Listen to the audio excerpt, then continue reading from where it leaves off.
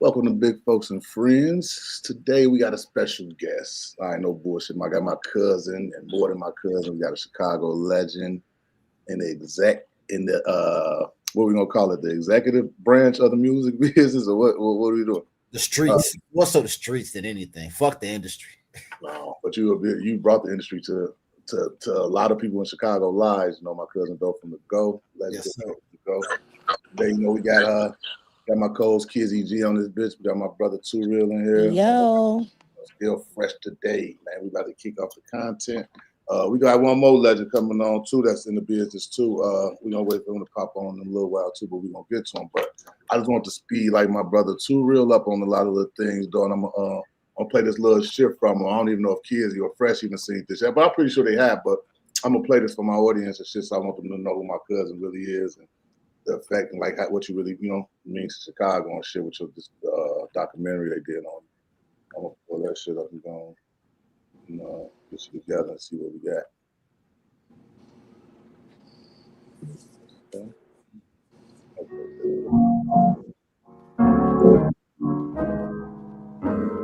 See that? You're the kid that will ask you for something until you just give in. That's kind of like an adult version of Doe. He's very adamant about what he likes. He knows what he wants. Hold on, that was all fucked up, bro. I got it. That shit was fucked up. I just blew me a little bit, but okay. What was that? Get off of them. Mm-hmm.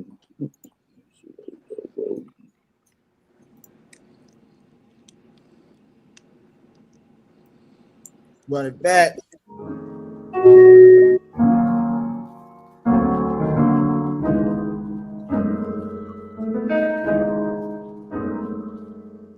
You know the kid that will ask you for something until you just give in. That's kind of like an adult version of Doe. He's very adamant about what he likes. He knows what he wants, and he is an absolute certified. I'm talking about certified asshole, and he knows it. Joe and I connected quickly because we both had that drive. Like I saw in him immediately that he just had this star potential and this potential to just bring people together.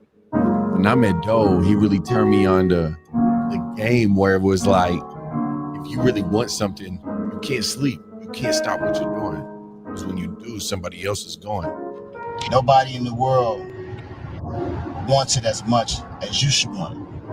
You know, when you see the next person getting the success and you want that same success, you got the same 24 hours and then you live the same day. You know, it's just all about your focus and your passion. And that's all about timing as well. You know, and that's what we're doing with the mineral water. Like, it's all about timing. You know, we're gonna take it to the next level and make sure that everybody understands what the project details. Like Doe's work ethic has always been very fast paced. His work ethic, I would say, is something that's like not too many people have. Talking about years worth of material that's aged gracefully, that's just as relevant from the day that we made it to this very moment. Mineral water is a classic, you know this, but it was built to be one. It was designed to be one.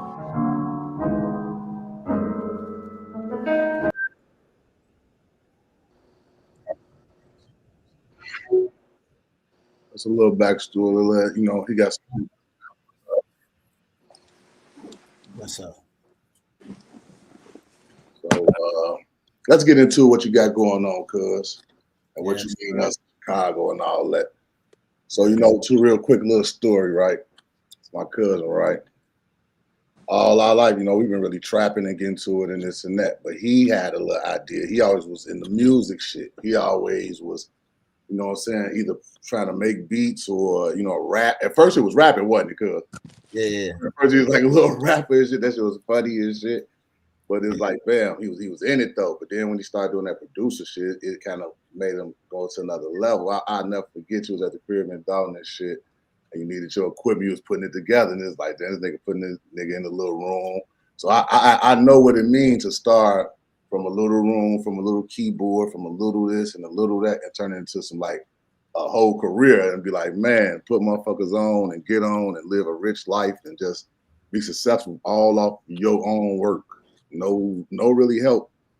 Like, do you consider yourself having help doing what you did, cuz, or internally from the guys, but like yeah, other than that, like not nobody higher up or no shit like that. You know what I'm saying?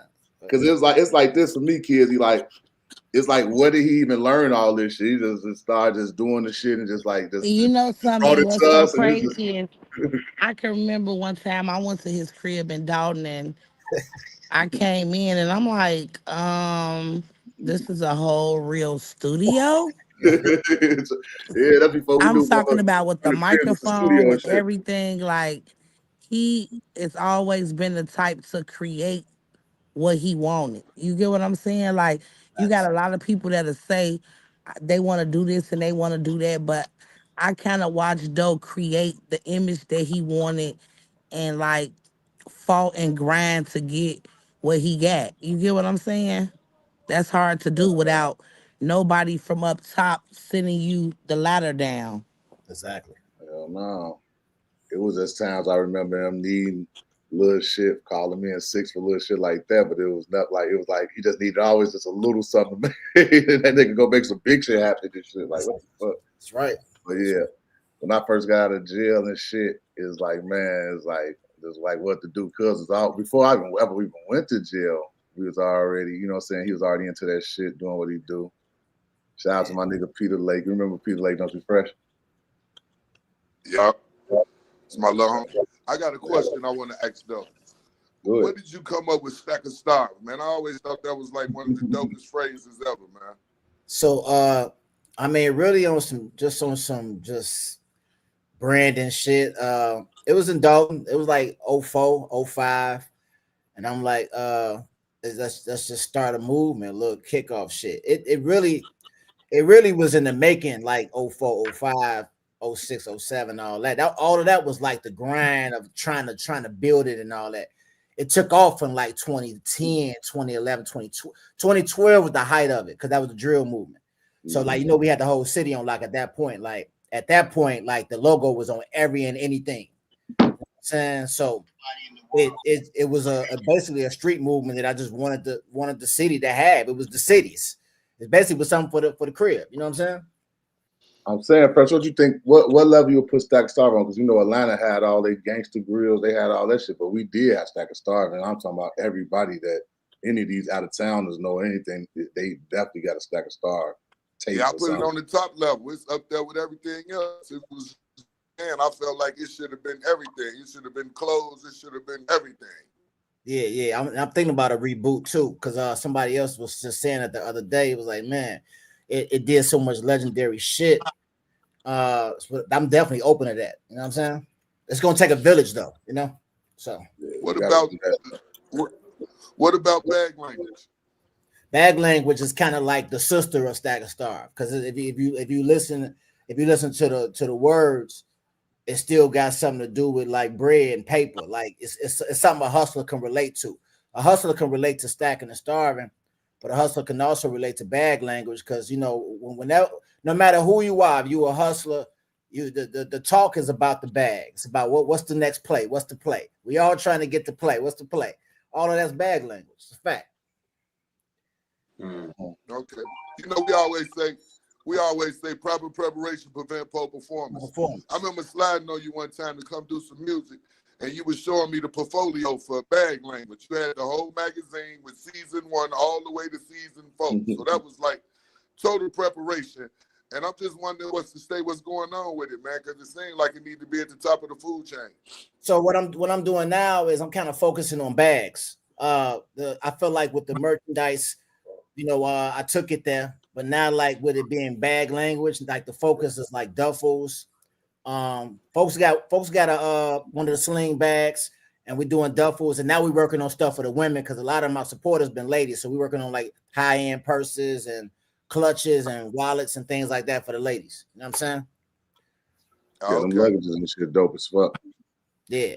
they're a little costly though, but I mean they the leather and that material on them motherfuckers is them bitches raw. Yeah, it's definitely about having your manufacturer in order and then marking up the MRP correctly so that it matches your investment. You know what I'm saying? So I got a question. Because I'm like, now, not only am I genetically superior. So Doughboy, what is what's the educational background on this? Was it self-taught? Was it some shit that you just, because I say that to say this, when niggas grow up in certain environments, my nigga, everybody just so stuck on being the same. Nobody want to kind of like do the work. Like, bro, you go to school for business, or bro, you know how to fuck with the houses, or you know what I mean? Like, yeah. What was the educational process behind like getting to where you was at to even have the information to process it, think it out, and actually execute it? It started with leaving the 9-to-5 world, because I knew if I left the 9-to-5 world, it would free up time for me to actually focus on my passions, and like you said, be self-taught, like do my research, like learn the game, like sit back and learn the game, etc., etc. But it definitely starts with just having more time to kind of like go all out and like believe in myself to do what I needed to do, and whatever resilience came with that, because I took all risk, you know what I'm saying, when it came to any of that, you know, whatever it took to become successful, I was with it. All right, my nigga Gutta TV just got on here with us, y'all. I know Dope, familiar, upscale, my guy. Go. Legendary Gutta TV, you know what I'm saying? It was popping, man. We got history, baby. How you doing? Man, I'm good. You know, y'all know what's crazy though. I met big folks and Doe. I met y'all the same day. Yeah, that's right. For sure. That's right. You know what I'm saying? I remember that. You know what Hey, I'm saying? listen, I wouldn't have never even got it. Wouldn't have been no little mouse. It wouldn't have been no big folks and none of that shit if it wasn't for if my little cousin wasn't in that music shit. We we was on some way other shit in life. Like yeah. When we did finally get to mouse, because it was a whole nother life way before mouse. When I first got out of jail for my murders and shit, we had some shit called Tailor-Made and shit, and we had our guys and shit. We had like about 4 of them on that motherfucker. Yeah, we had Red Dog, Easy, Will Kill, a couple other artists, but those was like the premier artists, and Peter Lake, you know what I'm saying? And I just did all the beats type shit, you know. That was like our first rodeo. We're trying to do a record label, and then I did the SOS movement just as a mixtape brand, and then we got into like managing artists, etc. And that's how we, you know, Mouse was our first premier artist to manage and like blow up, you know, worldwide. That was our first worldwide giddy up. Yeah. No, that it was just crazy and shit. Then it was like, man, it was like I just asked him, like, man, how did we ever? Because you know, I used to be mean as hell, Gutta. You already know, like everybody on here that know me know it's like it was hard to talk to me then. It was like I came from some different shit, so it's just like networking. I don't even want to meet people. I wasn't even giving people a chance to even come around. Even with Sean Cotton, you know what I'm saying? When Sean Cotton came to Chicago, his car got shot at when he pulled on Emerald. You know what I'm saying? In Chicago, you know what I'm saying? Yeah, I remember talking to Doe and linking with Doe a lot. Yeah, because I was the music nigga. Because you weren't really saying too much, but you still own the room. You know what I'm saying?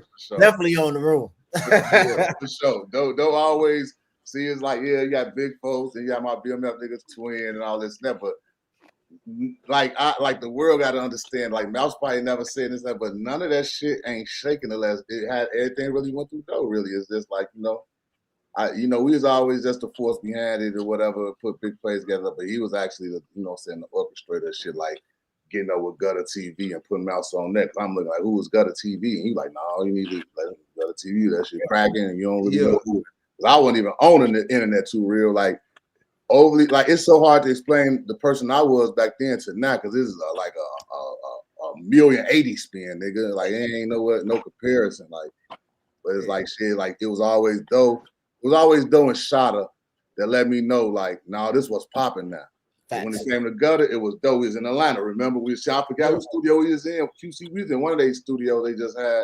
Yeah. He was at We was at Big Play Studio back. Look, let me show y'all. Let me show y'all the history, man. Let me show Shout out Big back Play.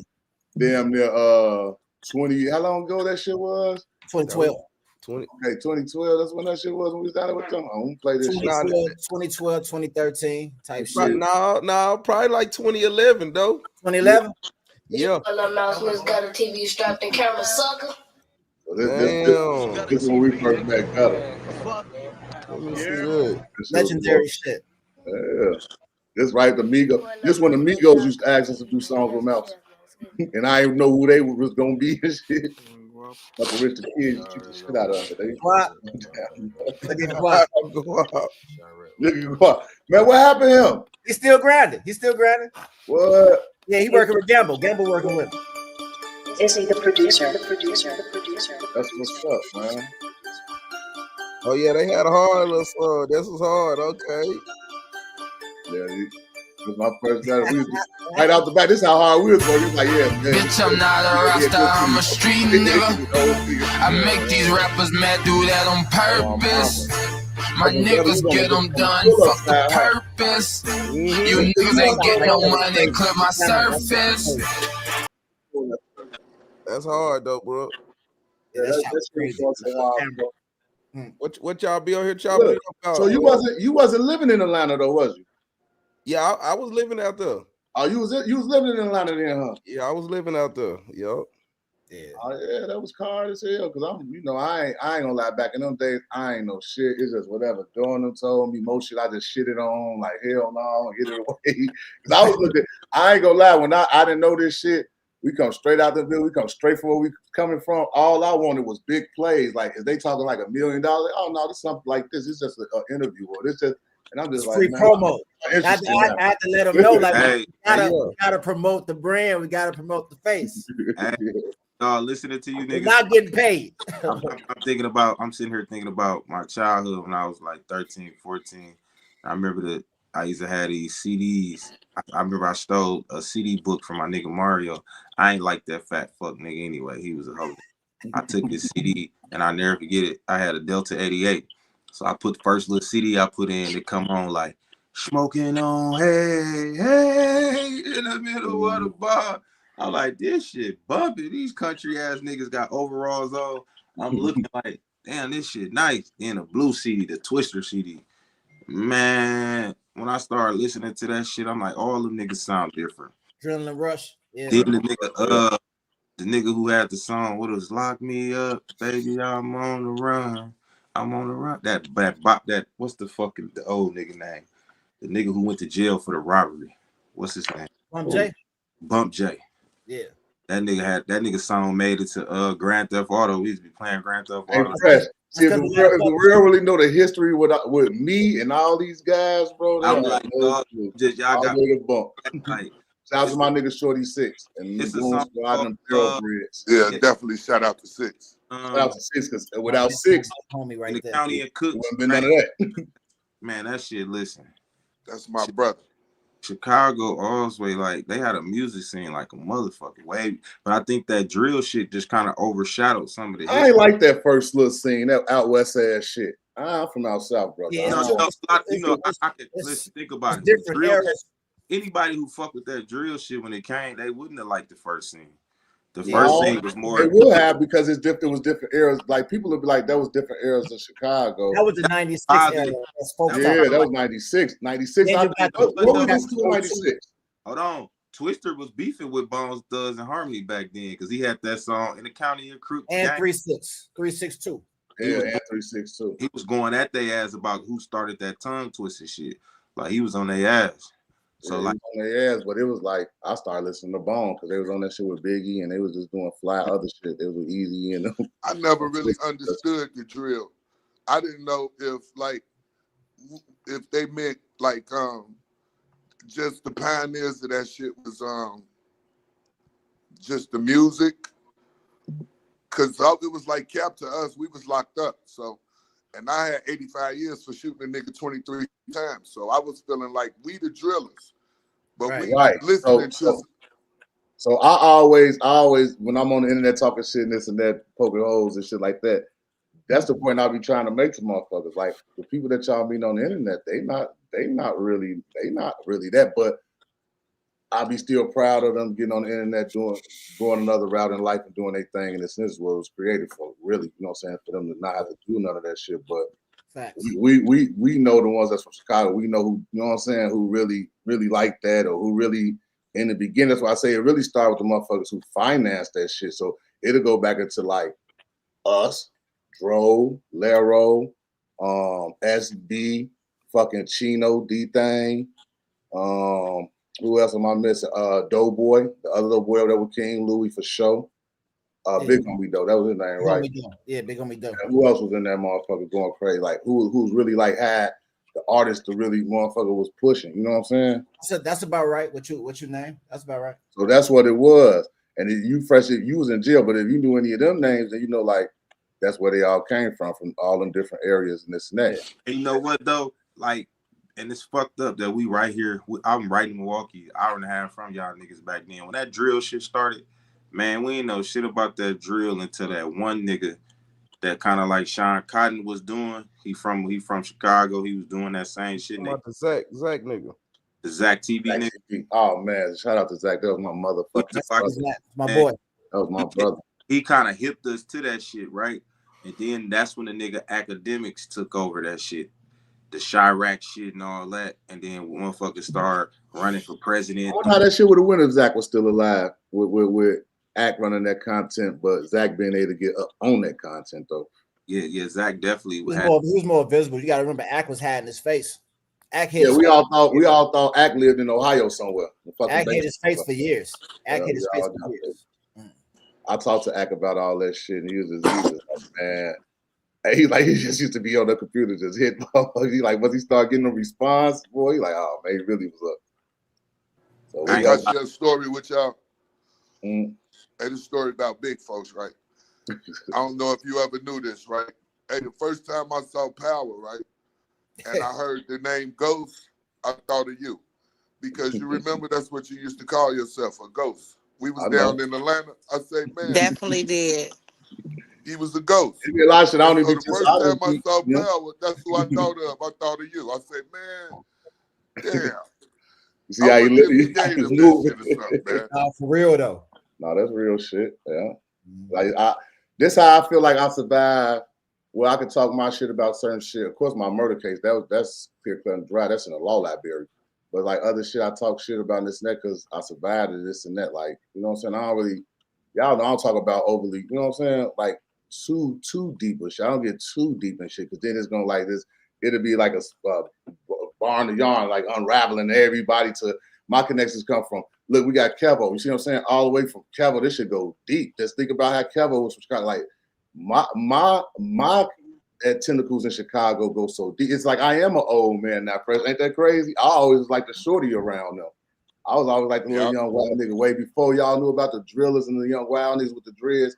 Me and my nigga Six run around that bitch. Some of the first niggas in Chicago and South Side to get our hair dreaded for real. Down our backs going crazy.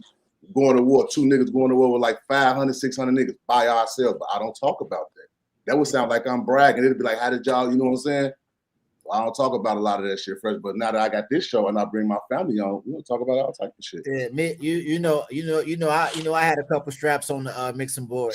That's what see, it's some things in my life I do regret, and that was one of them. Like, shit, some of that shit was getting so serious, Fresh. It was the pot was boiling over so serious at that time. You know what I'm talking about? Yep.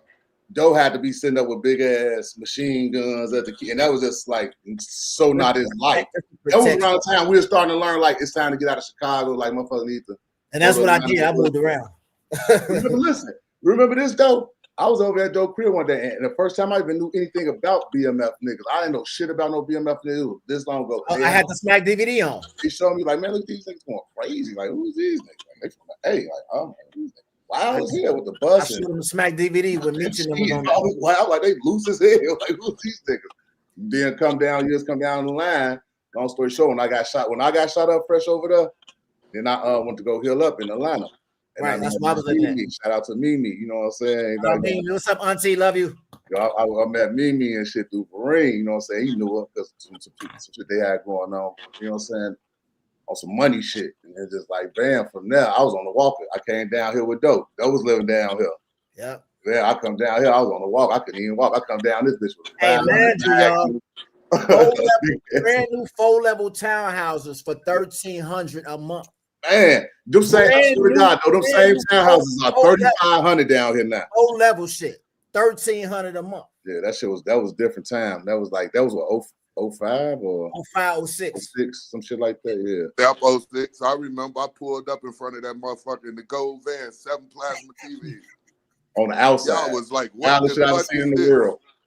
Wow. Like so we had money, and niggas was just doing anything. This nigga got a big ass, one of them big old vans on the 4Gs. I don't even think there was 4Gs then. What was them bitches? We had Diablos and some Shanties and all type of other shit. Yeah, I think they was the Shanties.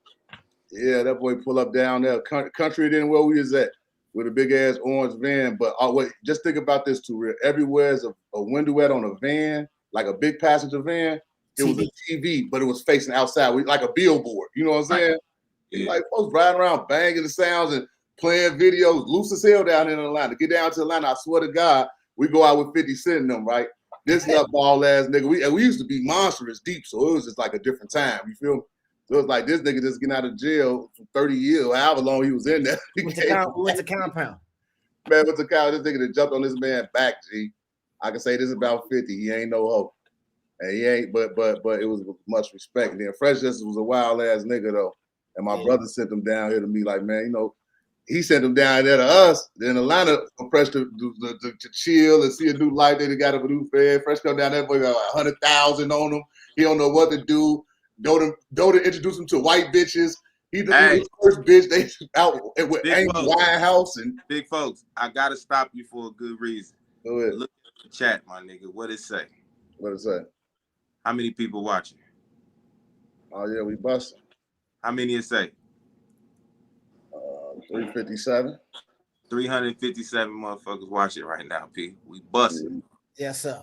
I just want to salute us because I told when we started this shit a week ago, we was having 5 to 10 people in this motherfucker. A week later, niggas, damn near 400 people watching. Yeah, boy, we go for crumbs to bricks around here. We beat everything, P. I told you, we stay consistent. We go for crumbs to bricks. But I'm gonna shout, you know, my brother Man Kevo ghostly down there, so you know he done lifted it up for me. You know what I'm saying? We gonna make this shit bust. You know what I'm saying? But let's get into Gutta though, G. Let's get some history on you, G. Ball. Where you at now with it? So you was in the A. That was 2012. You was down here going crazy. You was getting all the. I would say, okay, what would we compare Gutta back then? Because we don't get into what he do now, because he got some big boy shit going on now. But back then, I would have compared him to maybe like a Say Cheese. I want to say, or maybe like musically. So it's like more like what, like well, I don't know. Well, shit, more like See, I don't want you to tell us, Gutta. I want to see what other people, how they felt about what you meant. Because it took me years to know, like, oh yeah, that Gutta TV shit. And when I started hearing what a drop was, and it's not like, oh, that was a drop. Like, that's cold as hell. You got the drop from Gravy. That he gonna be big. I'm like, that shit was cold. That shit stuck with us for a long time. Like, that shit was crazy. I was just learning about all that shit. Hey, I used that mouse motherfucker too. I made sure y'all got me a drop. For sure. For sure. No, but that's what we was doing with our brands. We was doing everything. You know, I was getting drops for the Stack of Starve shit. Like, that's what we was doing. Did you ever do a tape with Kevo? Did you ever come down and do something with Kevo with Bam Man? No. Kevo got talking maybe like 2 years later with all that finesse guy. But you know, that was some real Kevo. That shit was really in Chicago though, wasn't it at first? Mm-hmm. Like Chicago and then probably to Miami because all the scammers. It was like straight scam music, and we were still killing shit though. So the scam music was like underneath. You know what I'm saying? Like these niggas, this whole little scam world going on and shit. Yeah, that shit was wild. That was a different time because I remember I remember that the Migos, all that shit. Everything was kind of coming through you, through your situation. It was like it was after the smack shit for sure.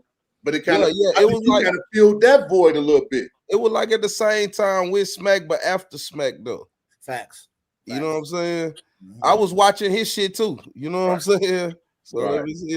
Yeah.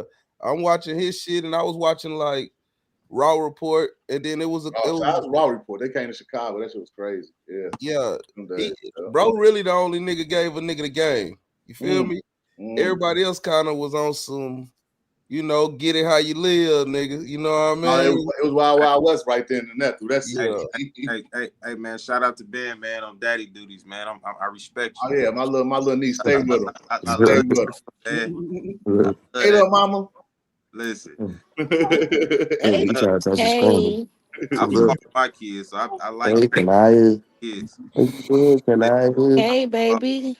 oh, man, There she go. Ruben, man, that's Can I hear? You a baby? Can live is I hear? live is star in the room, and her credit at 800 already, nigga. She ain't even Come on, it's that for life. Can I hear? You a baby? God bless her. But yeah, though, them days, them was some crazy days though back then. What was the biggest situation between that 2012, that 2016 little run that motherfuckers was having that you sat down with? I know I definitely remember you fucking with the Migos. I think you was fucking with them while you was down there with us. Yeah, shit. Really, probably the just the whole trio shit. You know, like the Webby and the Boosie, the Lil Fat, all that shit was the you know. But I was you know on the road with Jeezy though. You know, like I was doing 6 months at a Yeah, because time. I used to run into you when you used to come with him. Yeah, come do runs with me. I run into you. You be with him. I'm like, what's up, nigga? and I had a lot of respect for bruh. For one, I'm coming from Little Rock, you know, out the streets, and I'm listening to bruh. You feel me? So when I got on the road with him, it was like, damn, okay. But the nigga, what I liked about Jeezy was a street nigga. You feel me? So I felt that vibe from a lot of niggas, but that nigga Jeezy though, bro used to. I like how bro used to move. Let me say that. You know what I'm saying? He was calling him Lil J and treating his ass bad. That's why he got away from them certain people. But you know, go ahead. Hey, look though, look. That's why I see the way you know, but that type of shit'll make a nigga move. Yeah, and you see what's going on. That's why niggas you can't get them out. It's a reason why I'll never hate on Jeezy. Like, why you don't do this for them? And then, man, y'all don't know how the people was treating fam. Motherfuckers treating him like a goofy. I know when we came around, his ass was getting treated like I'm like, why would they be treating the money like a goofy? But okay, carry on. Hey, and then one thing for sure though, you know, a lot of people don't be saying it, but when I was with him them 6 months, it's another 6 months, another 6 months. Man, that nigga had 8 Crips from making with him every time I was with him.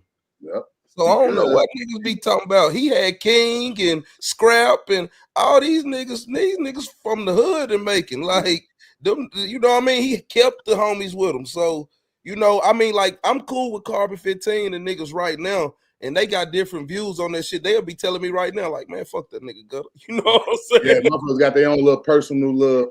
Yeah, but people hate be for having them, I their just say own it like that. They got their personal little hate for them. You feel me? But you know, shit. Some of that shit, I ain't gonna lie, Gutta. We was down there. Some of that shit was valid though. He was acting like a hoe sometimes. He really was. Like hey, Fresh. Remember he's down there? I don't like to put shit on blast like in real life though. Remember when I was motherfuckers just took the chain and was just passing it around and just like shit like that. Like you should never treat none of our shorties like that ever. Like man, you could tell from the verses, you know. It was like now that is what I would expect. That's what I remembered about him. But we came in way late though, after all type of niggas and broke up and went to jail and all type of shit. But yeah, we different though, man. Like some niggas was saying because they weren't where he was at. But man, I'm like, I always thought like, why would you be into like I would be like fucking with him though? You know what I'm saying? And some did. Like Big Cousin, all them, Big Cousin them ain't no haters. Big Cousin Bull them, it's just like he bagged away from them. Now them my real brothers. It was just like he just bagged away from them on. And I know they ain't did nobody no harm. They always been the ones that really the glue. You know what I'm saying? So it's like I ain't understand that. Man, y'all keep trolls in the chat. This nigga talking about y'all got Ice Cube up there. Yeah, he's we go. Funny as fuck, dog. Anyway, we so what yeah, but you know at the time though, nigga Jeezy was the biggest, but you know these young niggas then grew. The young niggas I was just thugging with in their hood, they the biggest now. You feel me? The thugs and all these niggas. You feel me? So it's so many of them. You feel me? All the way to the Bankroll Freshes and them niggas. You know, like them niggas. Recipe Bankroll Fresh. Yeah, but you know the difference between Jeezy and Gucci is Jeezy put on for the city. Gucci put niggas on in the city. Yeah. That's why Gucci is Atlanta. Because you got to think from making Georgia. Now, Gutter TV, you say you was fucking with her back then. You got to remember the real scrutiny that nigga took by putting the nigga from the West Coast on, the YG nigga. Yeah. When he made that move with YG, he that nigga received a lot of criticism from them niggas in the A. Like, why you would go out here West, and at the time YG didn't seem like somebody that was even considered fucking with. You know what I'm saying? But I think YG had a lot of ties with the culture. You know what I'm saying? With the gang shit, the Crips, the Bloods, and all that shit. And by Jeezy fucking with a lot of Crip niggas, I don't know how they viewed that move because YG a Blood. I mean, you know, a lot of niggas wasn't fucking with it. You feel me? Yeah. But at the same time, though, niggas knew what he was trying to do. You feel me? Yeah. He was, you know, he was trying with Dope Boy Cash on them, you know? Yeah. Yep. They was from the D. That was the first group he signed. I forgot about that. I mean, it was an attempt. He tried with Gibbs. It was all an attempt. Gibbs. Now y'all on here capping. Now y'all, what y'all get? What the record labels that came to page y'all to get up our shit capping, talking about, hey, he tried with Gibbs, and man, get out of here with all this silly shit, man. What? What did he try with Gibbs? He tried. That's Gibbs? Who? Freddie? What'd you say? What'd you say he do that with him? Man, he better. Gibbs better, man. Shout out to my nigga Will, the record, because that's his boy. But you know, shout out to my nigga, you know, Will. That is. Yeah, that's my boy there. But I mean, Freddie Gibbs. Bro was down there with me. Hey, Will was down there with me. Will Gates, yeah. Oh yeah, Will Gates. That's my brother there. Yeah, another legend, man. We got to get real. I got to get him on here though. You know what I'm saying? Man, me and him started together. You know what I'm saying? Like he used to be around Waka Flocka and Gutta and shit, and blind folks. You know blind folks too, don't you? Yeah, I know blind folks. Blind folks are shooting the videos and shit. Blind folks, you know, because without blind folks, Mouse wouldn't have reached world star. Maybe not when he did. The story behind that. Blind folks. Y'all talking about Rob, Miss right? Deb and them, and Miss Deb Waka Flocka and them. And he showed Miss Deb the video on YouTube, and she sent it to World Star. And that's how Mouse got on World Star. Yeah. And you know what? Not to piggyback on that Jeezy shit, Gutter, bro, it's a lot of reasons why niggas didn't like Jeezy. I think that played a part in it, the shit with him and Kinky B, how their relationship fell out. But also, nigga, you can't forget how he did Blood Raw. Niggas can't forget how the nigga didn't show up to none of his court dates, but he was front row. Blood Raw, yeah, I forgot all about Blood Raw. Yeah, the nigga was front row and center for Boosie and all the niggas. He wasn't no cool nigga though. Like Snow wasn't gonna be out like niggas. Gucci and them would be out. Like you wasn't gonna just be around, bro, like that to get cool with him. No, Gutter TV, hear me out. When Blood Raw caught his case, my nigga, all he said, if you watch the interview, Blood Raw was like, man, the nigga wouldn't even come to my court day. He said, I called the nigga like, man, I need some support. The nigga wouldn't even show up, but he showed up for Boosie and all these other niggas, so that hurt him. Like, nigga, I'm your artist. I'm your partner, nigga. Yeah, but, you know, he still gave them opportunity. At the end of the day, artist partner, that's walks the thing. I like Gucci got going on right now. Just because you my artist, you was not my motherfucking partner and friend. This is a business contract, a business situation. And once that business is severed, you go your way, I go my way. You go to jail, I go to your court date. Well, listen. Maybe Gutter can speak on this. I can't speak on this, but outside looking in, it looked like the niggas he fucked with. Not saying Jeezy needed no protection, but he fucked with a lot of niggas that had mob ties and gangster niggas around him. My nigga, that did more than business for him. Like, that's what I'm saying. So niggas can't play that game. You can't say, nigga, we only doing business, nigga. But then when we going to 50 deep to motherfucking shows, we handling business, making sure ain't nobody gonna fuck with you, nigga. I don't think Blood Raw was holding them down though. Yeah. Blood Raw wasn't one of them. He wasn't like part of that squad for him. You feel me? Artist from Florida. But look, Blood Raw, my partner, he just did me a song. Oh yeah. I fuck with Blood Raw. I like him too. Raw long time. That when folks just brought him up, I'm like, Blood Raw, damn it, forgot about him. Yeah, Blood Raw just did me a song. Listen, I ain't gonna forget about it's in my Louis bag. Yeah, he used to be snapping on my mama. Yeah, now look, check this out. I don't know. I just let y'all talk, but I ain't gonna never forget the real niggas, man. I'm gonna make sure them niggas remember, because Blood Raw may not have been the coldest rapper. Him and Slick Puller wasn't the coldest rappers, but them niggas was some solid. Yeah, don't get silly talking about Slick Puller. That was just little family. Just throwing no. They was just, the reason was ever a rapper. Listen, big folks, I hear you, but the reason he fucked with Slick Puller, because Slick Puller was a real nigga. I think Slick Puller caught some type of case, kept it solid, some shit happened in the streets where he was a G, like he kept it G, and that's why he signed him. He ain't signed him on talent. He signed it because he was a real nigga. Oh, it's like on his man's type. Yeah, like that's his man. Slick Puller was never around. Gutter is I'm right. I think Blood Raw beat a body or some shit. I think Blood Raw beat a murder. I don't know. I don't really be knowing. I don't know them niggas cases. That's how I always be knowing. Nah, I don't be knowing because it be straight business. Yeah. I don't know niggas cases. Listen. I do know shit for when a nigga around though. You know what I'm saying? I could tell you that though. Shit.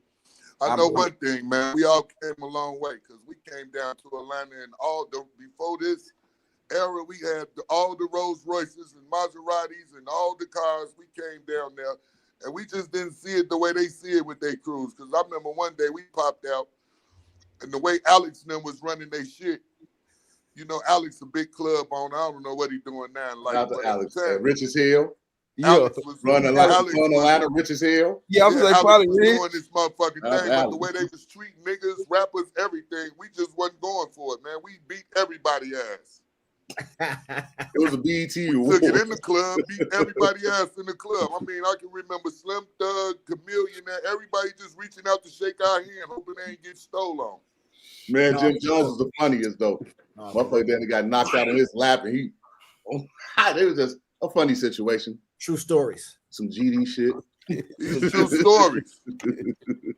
True stories. My funniest story back then was Trouble, rest in peace him, but he got himself hurt back then. Him, Hank, Blue Da Vinci saved him. He hopped in Blue Da Vinci Billy and they drove him to the hospital and shit. Fucked that boy straight up because he stepped on my foot and it's like I had gout. See, remember that's why my kidneys was going bad then. Remember my food was fucked up. And he must ain't know who a nigga was. He stepped on my foot, whole 119, beat him to death. They beat him to death. That nigga, they scraped him up. Blue grabbed him and threw him in the Bentley. That's when Blue had the blue Bentley, the Jeep, the what's the name? I lost the head. It was just funny shit. Some Jeep. That's back when I used to be a gangster. You know, I lost the hat then, and I made a nigga. I told El Dorado Red or somebody who was them niggas like I wanted 10,000 for the hat. Because my nigga Kills had just when he got the new Bentley back then, and he gave me the hat. He's like, here go the hat. Remember that used to be the shit in Chicago? I was like, man, give me the hat from Listen, I got a real question for y'all, man. Don't feel no type of way when I say this, but I'm being real. I see a lot of niggas that's either ain't in the streets no more or then got fucked over in the streets saying the streets is dead. But how is the streets dead and niggas still getting rich in the streets? But they do it quietly if they getting rich. They ain't doing the flamboyant like the streets used to be. How's it dead? Where niggas stand in the corners the streets dead on my end to say it like it just really ain't the, like it was a thing a nigga woke up and was happy to do. Yeah. Let me say that. You feel me? Like a nigga was ready. I was up at 7 ready to go hustle. You feel me? So I was saying that's why it's dead. I don't think it's like we getting them moves together, boy. I don't think niggas is. I think niggas say the streets dead because ain't no accountability, man. So many people working, you don't know who working. It's like they say, how many people maybe we should start saying the streets is washed. Right. That's why it's dead, because niggas is telling at an all-time high. Niggas is working at an all-time high. 12 is hiring niggas at an all-time high. That's why I don't like buddy ass niggas. That's why I don't like no fake ass talking and positive this neck, because I know I've been through too much. The people that's on here that know me, way too much. I know how they come. So just keep it all the way real with me. Just cut all the bullshit. I don't want to hear it. Save it for somebody that got time to listen. What's up? So that's why I always had that attitude, because we was seeing it in the streets already. Like, everybody fucked up, nigga. I don't know. My man, the plug, he get money. Man, get the fuck on with that stupid ass shit. I don't want to hear that shit. Because if he was doing it, he don't need me to know about it, nigga. Like, it's hot as hell, boy. It's been hot. While we was damn near still dipping and dabbing in the streets, it was time to go. And that was a minute ago. So that's why niggas say the streets is done, because it's like, niggas sometimes with some niggas that left 20 years ago, 15 years ago, they know like they barely made it out the fucking rat hole, goddamn it, and everybody that they were damn near dealing with either dead or in the feds. The streets are finished. So where I'm from, right? The reason why I believe the streets also been dead because these niggas been moving the goalposts too much. And what I mean by that is any nigga who do some foul shit, man, long as he got some paper or he get down, niggas gonna accept him at all costs. I didn't watch niggas fuck with niggas. This nigga told he ain't got no paper. This nigga told they fuck with him. You know what I'm saying? It's just too many selective politics, pick and choose. Like even in the rap game, it's been a lot of questionable shit that happened with a lot of our great artists, and they never got the same scrutiny as Tekashi 6ix9ine or Gunner. So it's like niggas move the goalposts too much. It's too much selective politics. And I truly believe if you're a likable We call nigga, them niggas dressed up garbage cans. yeah, you know what I'm saying? So I feel like if you a likable nigga, you can get away with a lot of shit. You know what I'm saying? Niggas be likable, popularity, and motherfuckers just let a lot of shit slip through the crack. Because I done heard niggas what fucked me up and scared me years ago. When nigga like, dude, bust a move, like shit, he do it on me. That's still my nigga. When the nigga said that, I ain't gonna lie to you. I don't know. heard that too, though. I'll be thrown off by that. No bullshit. I get thrown off by that. And another shit, I just want to tell y'all this, dog. This shit was so crazy to me one time. And it hurted me. I had to stop fucking with my niggas from my ghetto. And some people might look at this different, but one time, man, one of the homies got vamped. He got pulled over. Nigga had like, I think, an ounce of dope on him. They caught in the car. The nigga called the guy's phone. They put the nigga on speaker. He like, man, gee, listen. Man, these motherfuckers saying, bro, they'll let me go if you niggas take like 2 pistols, man, and put it in the dumpster on 17th and Lloyd. And I'm just sitting here looking at the niggas. They get off the phone, the nigga, they paranoid, talking about, man, who finna take them motherfuckers over there? I ain't finna take them. That's an easy fix, and that go on all the time in Chicago. Listen, let me finish. The niggas took the guns over there. Get a hype to go put that the guns shit up made there. me realize if you would do that, you might do something else. I'm scared. Man, what? Y'all must ain't been in the streets for cool. real. Yeah, that's always cool, happening. That ain't Hey, easy. Oh, easy hit the line. Easy there to hit dough. Like, hold on, too real. Slow down. Easy hit dough, because we real street niggas too, for real. I hear what you hey, so hold on. So how I know I ain't getting set up though? Let me tell you this, because what you just said is totally false, nigga. So listen, so easy. Damn, you get bumped with. Can I talk? Listen, so you get bumped with a blick, right, folks? On Sibley. Bam, you hit dough, because dough is who? Our cleanest nigga we know. Who? Hey, dough. I'm fucked up, bro. I'm not trying to go to jail for no more 2 pistols. Why they want 2 pistols? Hold on. Why they want 2 pistols in the first place? Cleanest nigga you know. He the cleanest nigga you know. That's what you said. That was a key word, clean. It's a lot. Is you gonna listen because it's a lot of particles because you don't know about this evidently. Because we go through this. This is protocol. We know this. It's damn near like protocol. Yeah, protocol. Like, nigga, okay, folks here, folks. Bam. It's all good. Oh man, they need what? Okay, cool. Don't worry. Bam. Somebody, they're gonna be there. Why would Doe go from there and take something else? Nigga, them guns that's gonna appear. Doe ain't gotta do nothing. He done damn near hit kids. He got 3 motherfucking hypes that been stealing all day. Don't take 2 pistols over there. They might not even work. Why do they need those pistols? It goes deeper than what you can ever imagine. You talking about this nigga ain't trustworthy. The police need this shit because they get vacation time for guns, nigga. You never knew that? So they don't give a fuck about taking your nigga ass to jail. Do you? I need some free vacation time, paid vacation time when you bring guns off the streets. So when they get them, man, they got them. Bam, I got 2 guns. Well, I'm going there, my bitch going 2 weeks. Good looking, shorty. They don't give a fuck. They know motherfuckers gonna be right back out there getting to it. Where we from? Now that's where you from. Ain't no snitch shit going on. I guess that snitch shit just come about kind of like where we from, like over the last decade or so. But we ain't grown up with that shit involved in our shit. We ain't. The nigga who made the call, the nigga was never right. He was already working, boss. Well, he was hot. That's just a hot nigga. He was already working. The reason maybe he did that because that's a common situation that happened. Like, damn, you just out with a gun somewhere. He's like, damn, they say, man, they get 2 more guns. Hear me out. Up here, they be doing that. They was doing that buyback gun shit and all that bullshit. They was doing all that shit. Bullshit. Man. They do all that bullshit up here. Take their BB gun for that. That shit. I never trust niggas. Niggas never trusted that shit. Like ever. Like niggas don't trust that shit. But when I say the streets is dead, it's from a standpoint of ain't no honors amongst these niggas backdooring niggas. It's just some weird. That's been since Jesus though. The streets is the streets. That's why it separates from anything regular. If you don't know that about the streets, you're not supposed to be in there. I always tell people I come from the snake pit. And if you don't know that, and you thinking this out here love and my brother got me and this and that, then you shouldn't be in the streets. I ain't gonna lie to you, big folks. Listen, I'm gonna be G with you. I told my mama if she let my brother know where I live at, I won't fuck with her no more. You know what I'm saying? Like that type of shit. Like I'm that type of nigga. Right, like that type of this shit. This crib I got by these Jews with them heads. Nobody in my family know where I live but my mother. And I told her, I said, Mom, if you tell anybody where I live, I will never speak to you again. I don't fuck with nobody. That's how dangerous life gets sometimes. Or sometimes some people just don't want to be bothered. Like, I'll get in touch with you type shit. You know what I'm saying? You like pulling up at your crib. I just did 7 years for a nigga who got the same motherfucking his mother is my auntie. Like, nigga, I know how this shit go. I don't trust nobody. And the goal is gray hair, no smut. Like, I'm the type of nigga, if a car following me that's been our only goal. I was the type of nigga, if a car was following me too long, I'll pull over and let him go. We used to live a little dangerous, but we'll let them motherfuckers follow us, and we'll act like we know you have it, and we'll hop out I'll pull over and see if they gonna keep going, what they gonna do. I start following shit off, following us. Yeah, I start following them. Don't ever do that. That following shit. Because by the time you make 2 rights and a left, they still behind you, baby boy. You better be ready to get busy. Yeah, I ain't fucking around, bro. 2 rights and a left. And another thing always scared me, just say you ain't seen a nigga in 5 years.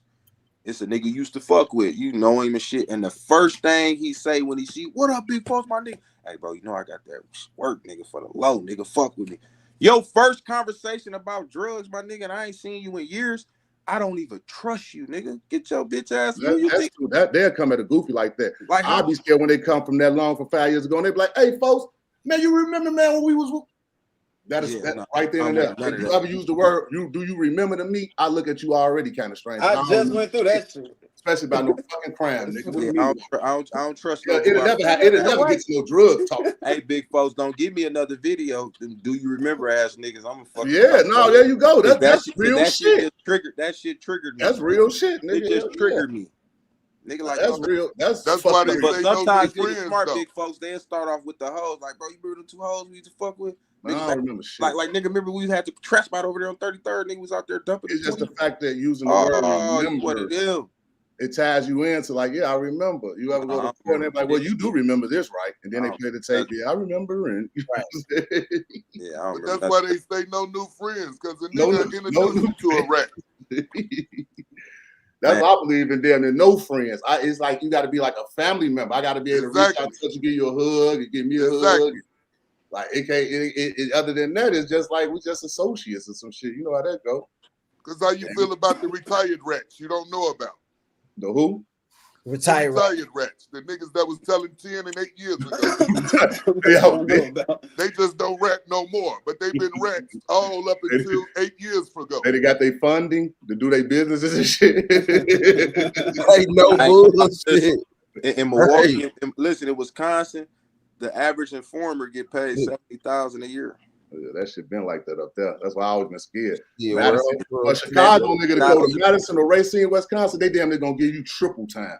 Oh yeah, they gonna damn near give you triple time. See, in Milwaukee, we got that true for sentence, and that shit ain't they ain't gonna never get rid of that shit. That shit. So if you get 20 years, too in Chicago. Yeah. So true for sentence, you get 20 years, you do the whole 20. You ain't getting ain't no third or no 30, none of that shit. You got that in Chicago. Shit, hell no. No, I don't think we got that fool. No, I ain't got that. Yeah, we got it in there. They got it where like if you brandish your pipe in the commission of a felon, you get 15. If you blow the pipe, you get 20. And if you hit somebody with the pipe, you get 25 minutes. No. You talking about for everything. No. We talking about the amount of time you gotta do. You gotta do your whole time. No cut, no third, no 85%. 100%. Like it's 100%. Like that with our murders. Murder, you doing the whole huncho. Yeah. Up here it's like, and then they got it so fucked up here. Say you got 5 years paper, right? You out for 3 years, they revocate you for a year. When you get out, the 5 years start over. You can turn 5 years into 15 years of paper because they take your street time up here. All your street time, you could have been on papers. Hey, look, Doe being quiet because he didn't never have to worry about this shit. He never did. He was always protected from any of that bullshit. That's like, good. We don't even give a fuck about that jail shit, that rat shit. Keep that shit with the rats and all that shit. We grew up in Chicago. That shit is like, that's what somebody else talk about. Nigga, we just having dialogue. No, that's what I'm saying. We're gonna get back into Doe and Gutta, and then my nigga Easy just popped up. We got Easy O'Hare on here. Yeah, Easy O'Hare.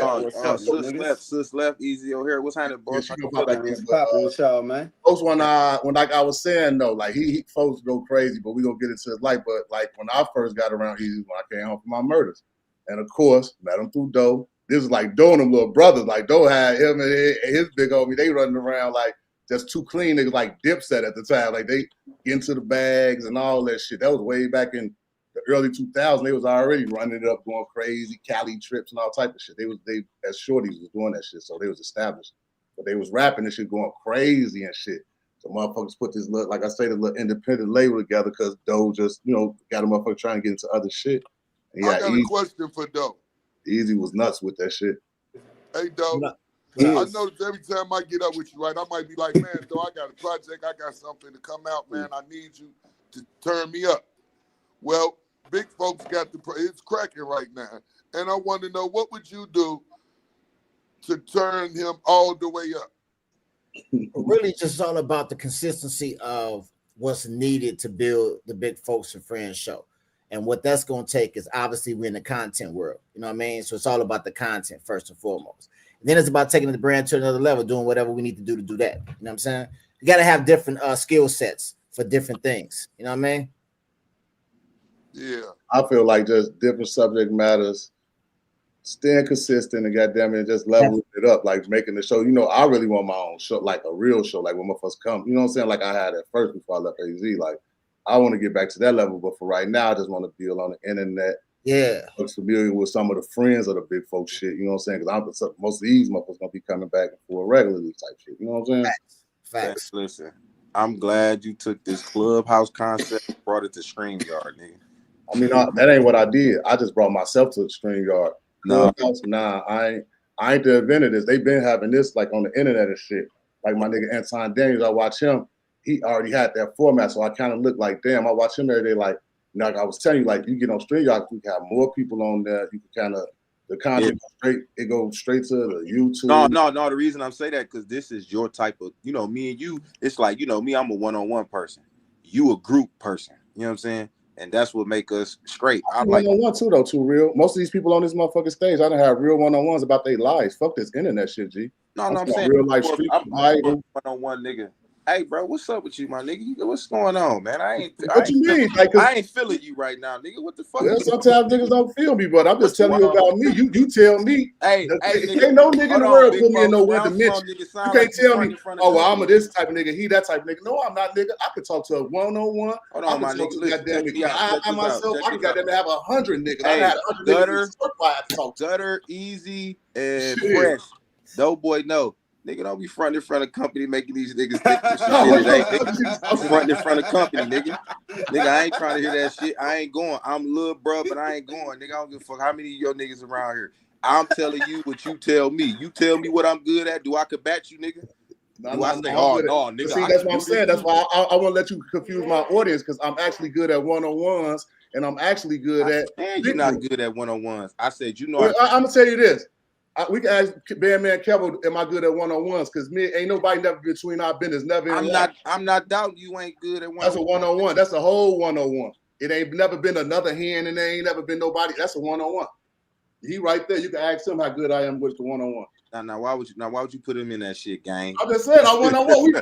You can't. Don't try to come at me tonight. You can't, nigga. I'm the best lawyer on the internet. I lawyer for myself. It's over with. I'm crushing shit. Talking about myself? No, nigga. I've been here all my life. Shit. You ain't gonna never put me on one. I feel like you, sir. I feel like you, G. Nigga. I could be with a bunch of kids today in a schoolyard with a bunch of nerds teaching them some other shit. I'm never boxed in, little brother. I'm never boxed in. Now listen. I'm not boxing you in, my boy. I'm just telling you what I see and what I feel. Now, if you good at just one-on-ones, cool. If you don't do good in groups and all that, some niggas don't. No. Groups is good when everybody cannot talk over each other and we can take turns and be collective. But I mean, you gotta see if you knew how to talk in groups, you'll know how to cut into shit, how to cut out of shit, you'll kind of just know it. I ain't rude like that, big folks. Yeah, I've been like a coordinator and all type of shit. I just had to sometimes TP folks and talk. Hey, but no, for real though, you got Easy. Easy was finna talk about the music and shit and the shit he had going on. Kind of give me like a backstory of you, bro. What you had going on? Because big folks speak highly of you. Man, that's my nigga. You know what I'm saying? Really, when I got into shit, I got in it with dope. I was always rapping like as a shorty and shit. You know what I'm saying? And I'm like an older nigga. I just look like this. You feel me? But definitely look young. Nah, we up, but that's the thing, though. Like, I look young, but then I got all this knowledge and shit because But motherfucker done that's been through all good that though. shit. It's good you look young. Yeah, we God preserve a nigga. You feel me? So like, just Doe, me and Doe been working together so long that to this point where we at right now, the chemistry is like unmatched. I don't know another artist and producer in the game like currently who got more years in than us that's Yeah, as y'all strong attached as at us the right hip, now. boy. Attached at the hip.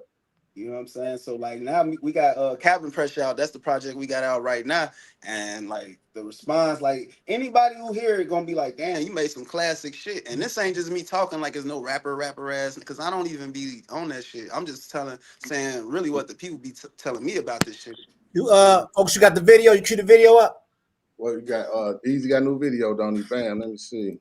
Yeah. So you know how little bro be It's called Macarena. What is called? Macarena. You know how you shoot a nigga, he do the Macarena after you shoot him. Oh yeah, the Macarena. Okay. That's 1, little 2, little 3, I Macarena. gotta load it up. I'm getting loaded up right now. I've been seeing your ass doing a lot of shows lately and shit. You've been all over this motherfucker doing shows. All over the country. You know, nigga that toured the whole country with Stove guy, Conway. Nigga been all around this bitch. The nigga Conway from Buffalo, right? Yeah, Conway from Buffalo. All of them. Yeah. What they call it? Upstate New York. Check out the album, bro. Cabin Pressure. Hell yeah, my mom. Hold on, it's called Cabin Pressure. Yeah, the album. There's no album. It's that real. Yeah, it's that real rap, man. Ain't nothing. I mean, yeah, in Chicago, but it ain't no drill. no drill. What is under? Rap. What's the monker name? What is under? Easy O'Hare. Oh yeah, Easy O'Hare, yep. Oh, Easy O'Hare. And O'Hare like the airport? Yeah, O'Hare like the airport, yep. Okay. Damn, I can't even pull it up right now. You got the link? I ain't gonna lie. So let me ask you a question. Why you can't pull that Easy O'Hare? Let me ask you. On you. How hard was it, or how hard is it? Meaning, was past tense, or it never was, or how hard it is to stick to your different, like your different type of style from the common Chicago style. Mob on them, give them the beats like 2 producers. I'm nice with it. To book me's a high ticket. You got a Fisher Price, nigga. It's a Fisher Price, nigga. We can conversate on the same level. My brain levels on a different plane. I bang metal. No Boeing jet. We gon' That's it. I don't know what's going on with this fucking internet today. That was like the other video doing that. Kind of just going slow, like yeah. It's lagging or something. Probably when you blow it up. My phone was just running slow as fuck earlier too. But we definitely gonna check that shit out. So Easy, what makes it easy, or what makes you want to stand out and be different from the typical Chicago artist with your style? Because I notice your style is different. Because I don't give a fuck. I just do what I do. You know what I'm saying? I don't be trying to like fit in and do like what's the normal hit. Like I got my own certain style. You know what I'm saying? Like can't nobody do me better than me. You know what I'm saying? You know what I'm saying? Like if I'm doing me at 100%, can't nobody else fuck with that. I mean, they could match it at their 100%, but it ain't gonna over me. Right. That's real. And I'm at 100% right now. Easy, real lyricists and shit. Like I used to look at them like I look. I don't know how many people heard about Fresh, but you got to check me out. Big folks, how long you been doing Easy? Fresh how long I've been on Easy? Yeah. Over 20-some years. Thanks. Well, I've been knowing them since they was kids, bro. Everybody on here. Except for, Gutta. Gutta was younger too. He was down there kid. Kevo, all they was like teenagers and shit. You know what I'm saying? Shit, I was like 21, 22. Yeah, just getting out here, babies and shit. Yeah. I'm older than them, so it's like I was the 30-year-old back then. You know what I'm saying? When they was coming up young, 20-something shit like that. Ain't have a lick of hair on my face. Baby boy, always was fresh as hell though. Always was going crazy and always got to the bag since day one. That's why I always admire any of my shorties that was like grown man when they was like 15. Like they would have like embarrassed a grown man. Like they would have fucked on a grown man bitch because it's like, nigga, y'all can pay her bills, my bills. I live by myself. I'm riding as a kid and never fell off. Like none of this time in my life I can say Easy through all my Chicago niggas. You one of the ones I ain't never heard about like overly, he fell off. But it always been like, he's easy does it. So big folks, I got a question for you. Is it a forever thing, or how long do you call your shorties? Like I call them that forever. Forever? Okay. Forever. All right. Because it's a different. See, we from Chicago, so it's always gonna be different meanings to shit. Yeah, I know. Like if Fresh was to call me one of his short, like big folks, like he might tell one of the folks, like, man, that's my shorty, woo woo, because I'm younger than him. Okay. And I'm one of them. You see what I'm saying? Like I'm real close to him. So that shit forever. Yeah, that okay. should be forever. There ain't no like little nigga talking. In Chicago, No, I ain't saying that. It basically mean like overly like close, like my little bro. And you know what's funny? It's funny, big folks, because where I'm from, a nigga's older than you call you big homie and big dog and big G, big homie, big folks, big like it's always way. I think some of the OGs is like a sense of homage they try to pay to the young niggas getting paper. What the young niggas call them? Yeah. Huh? What the young niggas call older niggas? Big homie, OG. Niggas, What's happening, What it do, They know. See, phone them know not come around playing with me like that. Yeah, that's some TT shit.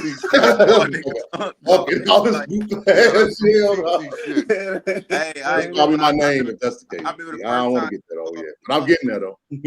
Thank God. Chicago niggas don't like that. I'm only 37, so I'm like, when a nigga called me Unc when I was like, no, you ain't Unc status. You ain't know what.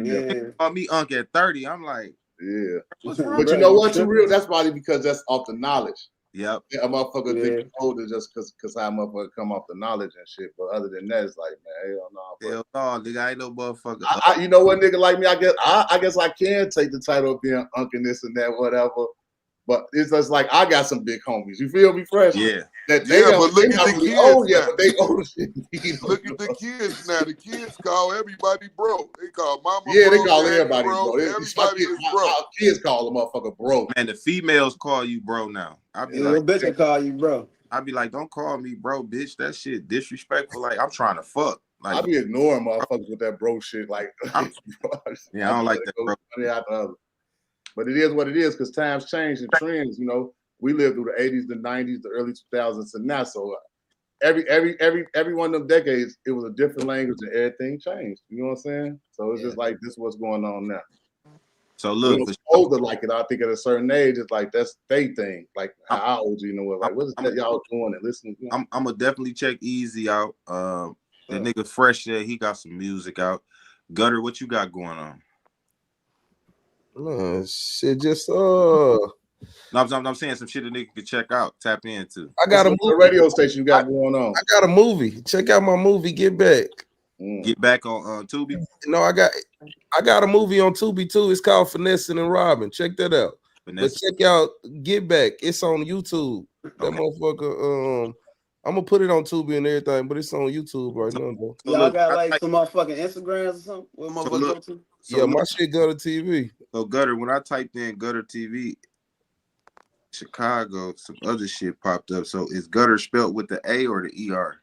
With the A. Okay, yeah. With T's or with D? With T. T. Yep. And my shit up still fresh. You ain't never do nothing better than Hold on. It's Gutter TV. You got 312 subscribers. Yeah. With a gutter with the wings on it. The Gutter. Yeah. I just subscribed to your shit. Man, good looking. Oh yeah, man. We gotta support, boss. We don't do that fake shit. If I could subscribe, all that shit is free. Shit, hitting the like button, that shit free. That shit don't cost a nigga nothing. That's what I had just subscribed to yours, big folks. Yeah. You know what I'm saying? That shit free. It don't cost. I stay in tune with everybody's shit. I'm like I just be sitting back watching everybody's shit. I be knowing what's kind of try to keep up with everybody, what's going on and shit. You know, about time about this Anisi, and she put me back to like Gutta TV, like, yeah, what's cool. Like all this shit, new shit he got going on, motherfucker. What's up with Molly, man? What's Sister Molly at, man? So Gutter, you got Get Back, but you got Boot Camp too on here. Yeah, Boot Camp. Check that out. That's something. You got Boot Camp hard. Yeah. Who was Molly? Molly was artist I had. I don't manage Molly no more, but Molly doing her thing out there, man. She doing her thing out there. You know, I like after I push an artist, you know, they able to still go get features and shows. I feel like I done my job. You feel me? No, I'm with you. I feel that. Only if you still get your percentages. You feel me? I mean, no. I don't got to because I own 6 albums. I mean, oh yeah, you good. You getting your percentages. Yeah, like, I don't gotta, all the new shit they can have. You know what I mean? Right. I just want what you do when you work with me. You feel me? Real shit. Like, I want you to learn when you're working with me. Learn to go build your own. Then you gonna know how to survive off of this shit. Cause a lot of artists, they don't pay, they don't pay their bills off of music. You know what I mean? So that'd be a hard trust to them. You know what I mean? So that's what I teach all my artists first. Look, I got another question. How to pay your bills off of this shit first. I got another real question for you. Why even if you ain't famous, you know what I'm saying? Right. Even if you ain't famous, shit. Why didn't you never cross over into the podcast world and the media world, since you was basically media back then? Yeah, man, but I just don't like. Why didn't you cross over into the new media platforms like the Say Cheeses? Because you come right along with it. They changed it, bro. They changed it. They changed the way this shit is. It's like, it's based on Instagram posts now, and now no. Everybody too. I don't like how open everybody is right now, man. It's too open for me, and I ain't never been like. If you watch any of my old shit, I didn't do all the beef shit. You feel me? Right. So I'm saying I ain't that open. I don't want you to come on my shit and talk reckless. I ain't with that. Right. Yeah. I don't want to hear it. I don't even watch that shit. You know what I mean? Right. I don't watch that on YouTube. You feel me? Like people like you and Doe, y'all really been in there for the culture, like really a part of the culture. Bro. I love hip hop, bro. Yeah. I love hip hop, bro.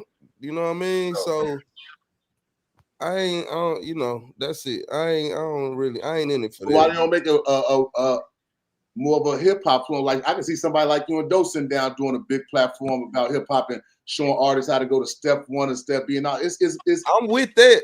I'm gonna just say it on I'm with that. No, big folks, but you think, oh shit, I'm with that. The thing about it is niggas like you that don't want to do it would be great and expect it.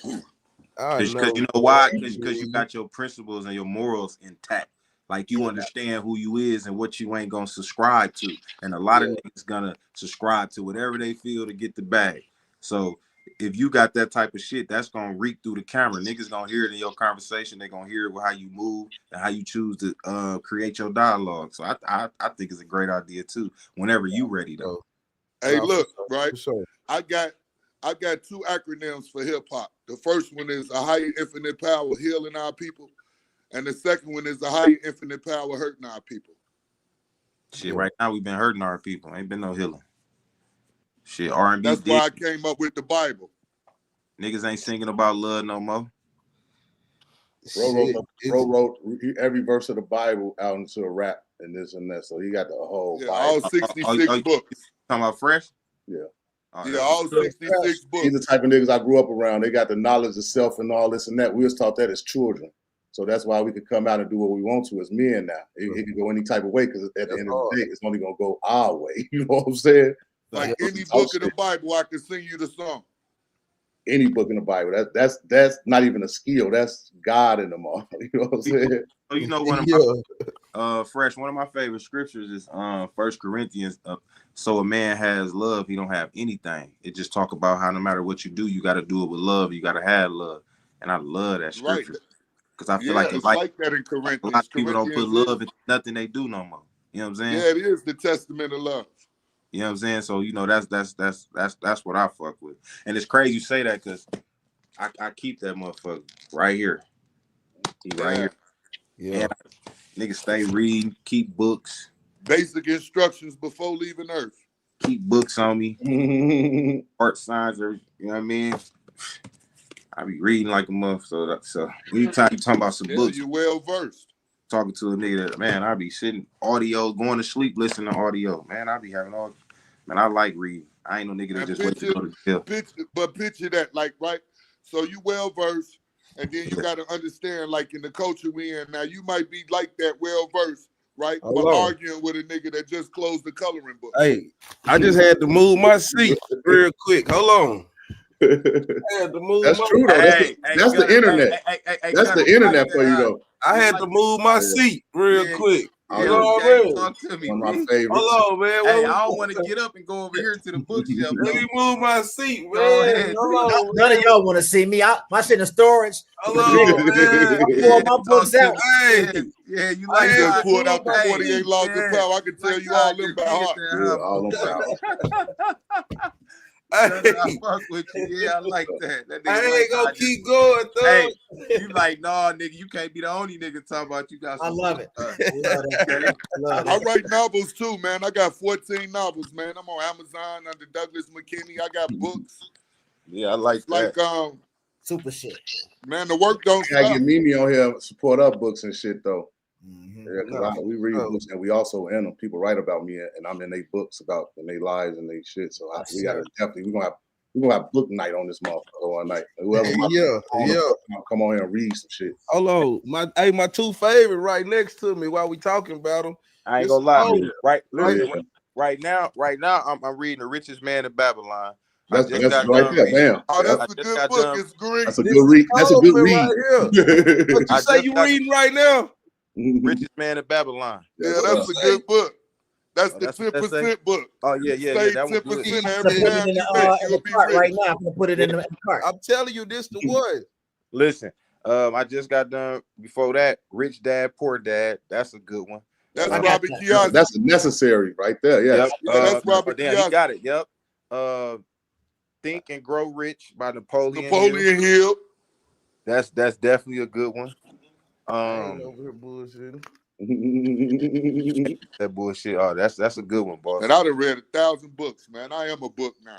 But no, I'm just saying. Hey, when he said you got the songs to the Bible, I already knew it. I'm like, bro, read a lot because if you know shit, you got to know what you've been in there for them real dramas, boy. You gonna find something constructive to do with your time. Bro, I ain't gonna lie to you. Years. Bro, listen, I don't know how y'all was, but when I first started reading books when I was in a joint, bro, I read. I started with the Urbans. Read all them urban novels. I used to run through the motherfuckers and you used to read the Donald Goins and shit. All the Donald Goins. I read all of them. Nigga, Iceberg. Girl Lost. I read every Donald Goins. Like I was looking at a movie. I just read The Coldest Winter Ever when I was in jail, and I just didn't laugh. That's Sister Soldier. Sister Soldier. The Sister Soldiers, The Coldest Winters Ever, the motherfucking. She got Midnight too. The Cartel, all that shit. Yeah. But I never forget it. My cellie threw a book on my bed one day. He was a lifer. I looked at it. It said, "Letter to my incarceration brothers." He like, read this. I'm like, man, I don't read no educational ass shit. He like, nigga, that's your problem. You keep reading all this urban shit, it's gonna have you back in this motherfucker. So I read that shit, bro. It had my head hurting. It was words that I didn't even know. I'm like, what the fuck? So I take the Oxford Dictionary. I get to looking. First word I see is say preconceived notion. I look it up. It say the form of opinion beforehand. I'm like, man, all these fancy. I'm reading the shit, but it's educating me. Then he gave me the FBI quarantine files with the bitch. What's her name? Cuba Shakur, the one that escaped from Cuba, been in Cuba for all them years on the run and shit. Man, I'm reading Asada Shakur. Man, I'm reading the quarantine files and shit. I'm just reading this shit like, man, some of that information so dangerous to where it's like, man, that's why they was killing a lot of black motherfuckers back then, because they was getting too much information. Information man, is they power. Still killing black motherfuckers. Information is power, bro. Yes, it is. I ain't gonna lie to you. Automatic now, niggas killing themselves. You have to read them books before we got to. We have to read those big books of literature. In school, my mama used to put me on her lap as a kid. I used to read my sisters them high school books.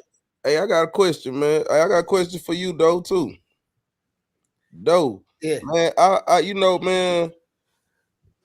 Just speaking of, like big folks say, we should do a podcast like this. This is something that I want to talk about. Things like this, hip hop. So saying that to say, bruh, I love Def Jam. And I love. That's why I wanted to. When I got a chance, that's where I wanted to go. That's why I went there. You feel me? When I got a chance. So peep this. Saying that to say, I feel you've been repping Def Jam a long time. Do you feel like you ever got your just due from Def Jam, or how do you feel about the situation? And when you talk to people like EP, do they show you the love? And you know what I mean? Yeah. So with EP, I think I respect him as an exec, and I respect him for pulling me in on his team based on what I did in the streets. You know what I'm saying? Like he was like a fan of my work and wanted me to come rock with him in his department. And you know, they're only able to be, they can only do what the higher ups allow them to do for me to fit. Yeah. So if he had crazy budgets, he would give them to me. You know what I mean? But when you only working with what you're working with, you can only, and I understand his position. You understand what I'm saying? I understand his position. So for instance, the whole plaque thing, you know, when the nigga got to pay for 40 plaques, you see what I'm saying? But you can only pay for 6. I get it. So it's gonna be records where I don't get the plaque. But I know you got hella plaques down there, which you don't. Yeah, I got hella plaques, but I'm saying Gutta do too, don't you? Yeah. I just got a lot of them this year that's coming in. And I got more. And then I got like 4 that I haven't bought, you know, because like what Doe talking about, you know, a lot of people like say you gotta buy them, you know what I mean? So I got like 4 of them that's crazy. Your plaque exists, but you have to buy it for them. Exactly. So I say this to say this. I respect bro for the opportunity. Because even having the opportunity, it brought me other money and opportunity that had nothing to do with that brand. You know what I'm saying? I had motherfuckers doing business with me off the strength just because. You see what I'm saying? Yeah. So that's my answer to it. And they in a space, man. Like that's an iconic brand and label. They're in a space. I think that my best years over there was 2014 through like 17. Those was the best years. Yeah. You know what I mean? Because we had a crazy run from like Iggy to Jeremiah and YG and all of those runs. Those runs was epic runs. You know what I'm saying? When people ask me about, do people still need labels? Let me ask you, do people still need Def Jam? No, what you need is to go get your bag and hire who Def Jam hires, like me. You know what I mean? So just outsource whoever they pay. So that's the nigga they paying in that market. Send him a retainer. Okay, who you got Shampoo in New York? All right, send him a bag. Who you got Gutta down him? Send him a bag. That's really all you gotta do is outsource, basically. Do what the labels do, outsource. That's the game. I know when I came to your crib, you had a million plaques on the wall. I was like, damn. Yeah, those got a lot of plaques. Yeah, so that's my answer. That's my answer, man. You know, we made some money, but you know, they only able to give us what the higher ups give them to give us. You know what I'm saying? So right. You know, that's my answer to that. Yeah, no, for sure. Yeah. Man, yeah, y'all boys, it's a lot of history on this one here, boy. As far as that music business, because I wouldn't have never ever enter it if it weren't for you, though. Never ever, and I probably would never ever enter it again. You know what I'm saying? This legendary. I'm on to the content creators, and that's why I mentioned the podcast shit though, better because I would love to have you and Doe and some more of us that's like real hip hop historians. Yeah, man. You know the history and this. I'm open. And like with me being in the new wave by managing, I got Bandman, Kelvin, Poetic Flacco. By me being into the new content era and this and that, it is a place still for that because you have motherfuckers doing content like No Jumping This Snap, even though they're supposed to be a hip hop platform, which they are, but they don't dedicate to just the hip hop and the culture and this and that, as far as just, you know, the music and all that, the structure of the music, behind the scenes. So I think that'd be like a big platform to take off that y'all to put together. But you know, hey, it's like this, big folk. My definition for it for me, it's like how for you. Let me say this. I heard you say something earlier. You said back when I was a gangster. You feel me? So listen to me. Everybody now, they just now gilly everybody. They just not getting their feet wet. Yeah. And then a lot of niggas used to walk past me with the camera like, damn, I wonder if bro getting money or this nigga got the camera, we rap. Now, that's the thing to do. See, but I ain't a gangster no more. Well, let's get on the spot. Hey, I'm gonna let y'all have it. You feel me? It's a lot of niggas. I'm gonna let y'all have that, you know, because I done found out other ways to do things. And you know, I look at it too, like I'm one more thing, like Kobe and them. You know, it's like My son, his thing is Curry and shit. You feel me? So like mine is, the Kobe's, the Jordan, you feel me? So I'm saying like I feel like I'm Kobe, I'm Jordan. You feel me? Like we all retire. You feel me? So the niggas still like to watch old clips of Mike and them. Yeah, and niggas out, they gonna look at that shit forever. You feel me? Yeah, but what about the new shit? You still got new shit every day going on. No, every day it's gonna be some new shit for me. But as far as like, that's how I was looking at why you said never did the podcast. Cause I just was like, I'm gonna let niggas have it. There's so many niggas jumping with that shit. And then when I told you they changed it, I ain't like how they start paying niggas and shit. Nigga, I used to fuck with, filming like Drake and niggas like that. I never pay Drake to fucking get on my camera. What the fuck? I see what you're saying. That shit. But see, you missed one thing. Crazy to me, man. You missed one thing, though. When you doing that, like they'll pay a motherfucker that's gonna come in there and get them streams, where they gonna triple the money that they paid them to come sit on. Oh, they gonna make it back. Yeah, that's why that exists. Other than that, they wouldn't do it. Nah, it's that's why that whole Vlad and Marlon Wayne things kind of went where it went because folks want 40. Why you want 40? Nigga, you about to cut this shit, chop this shit, and Lord knows how much you about to make. Nah, listen, it's just like, and then too, you know how niggas be, in the hustle game, how niggas do their thing. Niggas be mad at niggas for how they fuck with the prices.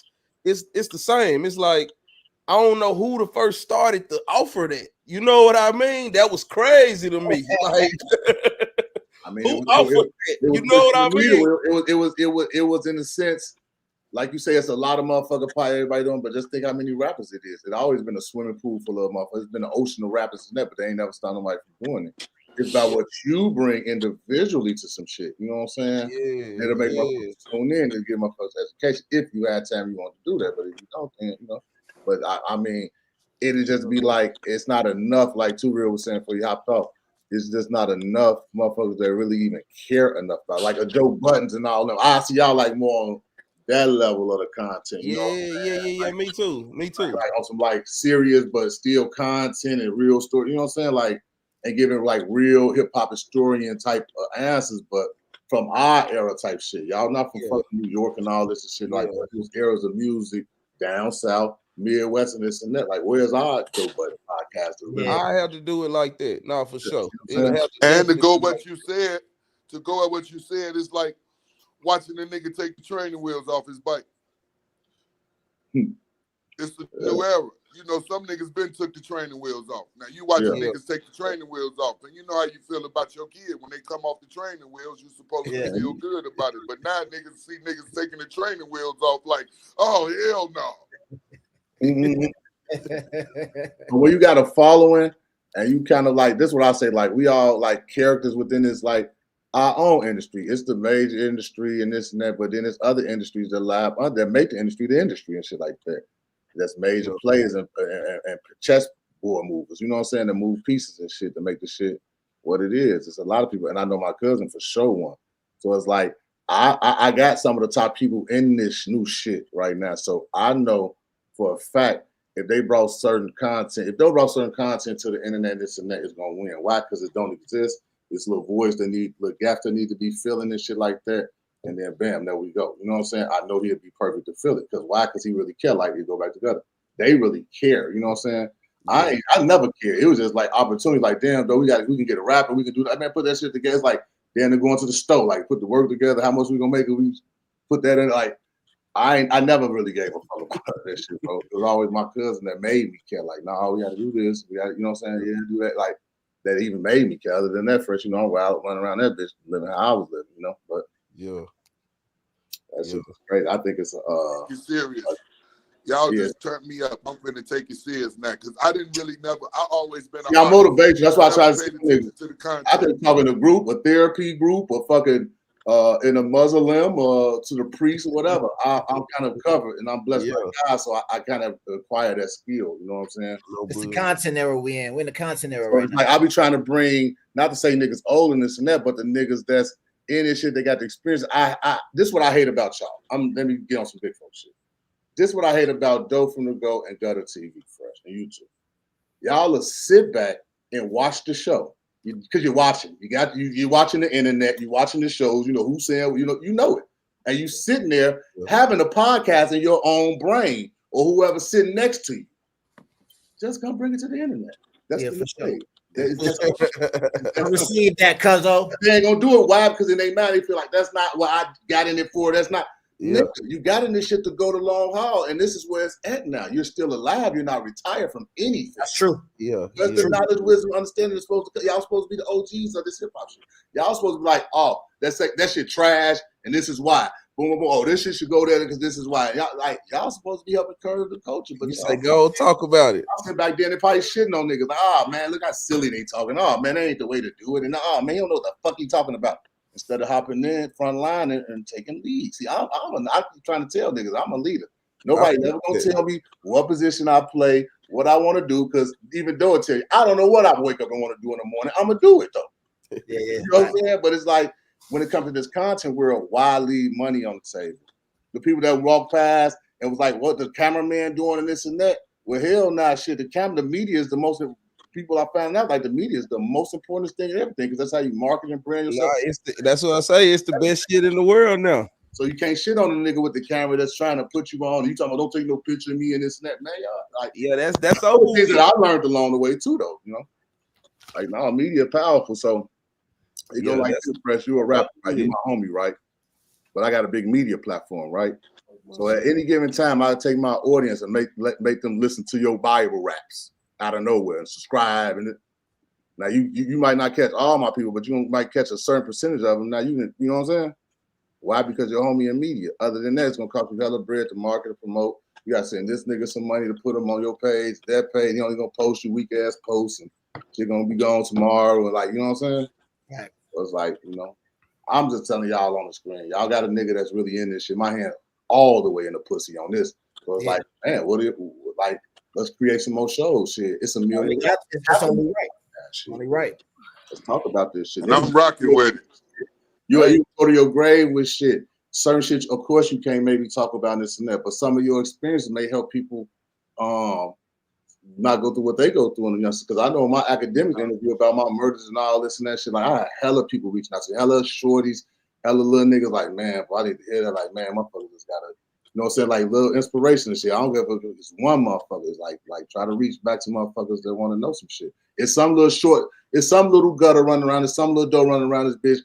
No money and whatever money he got, he putting it all into some niggas right there, and he damn near believe in them more than they believe, and he pushing them and this and that, and he's sitting there frustrated and ready to kill everybody and cutting the phone off at night. And that nigga need to hear some. He need to hear some shit. You know what I'm saying? Because if he listens to big folks, he gonna be like, Hey, listen, you said some shit right there. Hey, I really could tell a young nigga about that. You feel me? Tell a nigga, man. Hey, I tell a nigga right now. I tell a nigga, man. Hey, and this shit sound like what other niggas be saying, but boy, hey, I'll go here because you may not want to do be bothered today on the internet. So do this for me. Start create a mentorship. Start going with Kevin made millions of dollars doing mentorship, teach people how to do credit and change their lives.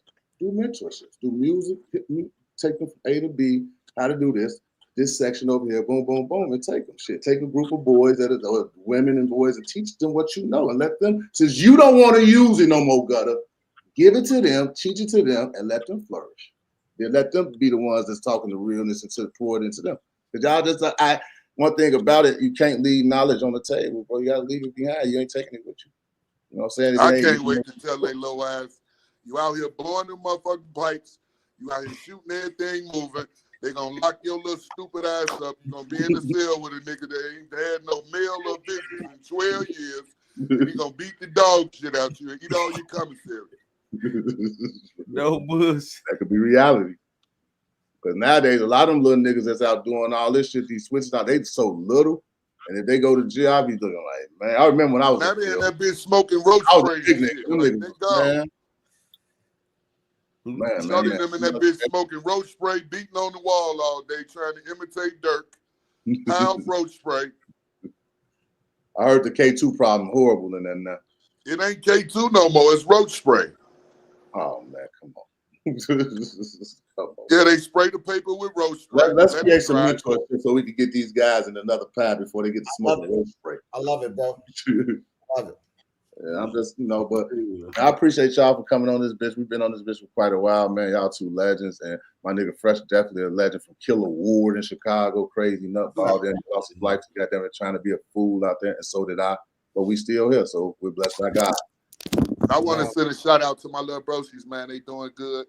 I got Jay Stats and Meno and Colossal Vision. They just got a 6-picture movie deal with Pivot, and we just constantly climbing, man. You can wake up, you can cake up. My mom. Man, hey, big folks, man, salute you, bro. My advice to you, because one thing I do know is this media shit, and I know marketing, bro. So I say this, bro. Consistency wins. The person who goes the fastest wins. The person who stays on top of it wins. Like, no breaks, bro. Facts. Oh no, it's on and popping, man. Don't take no breaks, bro. Beginning my new invention. Every time they watching your new one, you need to be having a new one. Oh no, you know that. We keep big bitch. We gonna keep the clip loaded. And I'm upscale fresh on Instagram. So don't shoot me a DM, man. Send me something, man. I'm finna look it up. I'm finna look you up too. Of course. I want to send a shout out to my twins, man, John the Fourth and Janae. My niece and my nephew. Just had 2 beautiful blessings, man. In October, man, I want to shout out my kids, man. I'll be home soon. You know what I'm saying? We'll have a great holiday. You know what I'm saying? Yeah, Merry Christmas to everybody, man. Y'all do y'all thing, man. I appreciate y'all for coming on. And we're gonna end this thing, man. Shout out to the chat, everybody that came through this bitch tonight, man. We gone. Love. Yes. Love.